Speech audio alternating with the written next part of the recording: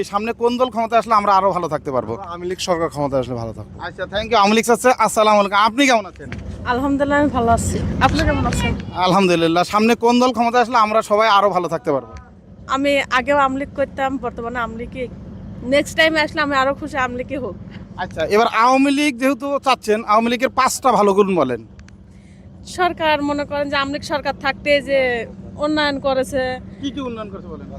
রাস্তাঘাট করছে, ব্রিজ করছে, ওভার ব্রিজ করছে, যে দেন যে বয়স্ক ভাতা, বিধবা ভাতা, অনেক কার্ড দিয়েছে, ঘর বাড়ি দিয়েছে, গরিবের পাশে দাঁড়াইছে, এই পর্যন্তই। আর এই যে 1000-এর উপরে স্টুডেন্ট হত্যা করলো, তাহলে এই বিষয়টা কিভাবে দেখবেন? এগুলা দেন যে ষড়যন্ত্রের কারণেও হয়তো হতে পারে।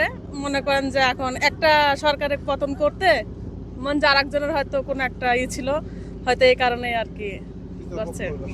দ্বিতীয় পক্ষ তৃতীয় পক্ষ এটা ষড়যন্ত্র করে এগুলো হয়তো করছে। মানে এই যে 1000 স্টুডেন্টের উপরে হত্যা করা হলো, এটা কি তৃতীয় পক্ষ গুলি করে করছে না গভর্নমেন্টের হুকুমে করা হয়েছে? যে তৃতীয় পক্ষ দ্বিতীয় পক্ষ এগুলো করছে, প্রথম পক্ষ এগুলো কোনো সময় চায় নাই, একটা আন্দোলন সৃষ্টি করে তৃতীয় পক্ষ এগুলো একটা সুযোগ নিচ্ছে আর কি।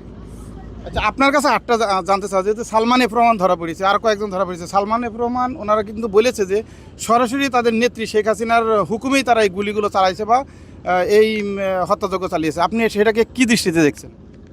আমি এটা কি দৃষ্টিকে দেখি সেটা বড় কথা না, কিন্তু এখন অনেকেই বলে, কিন্তু এটা আমার বিশ্বাস হয় না যে শেখ হাসিনা এই ধরনের কোনো কাজ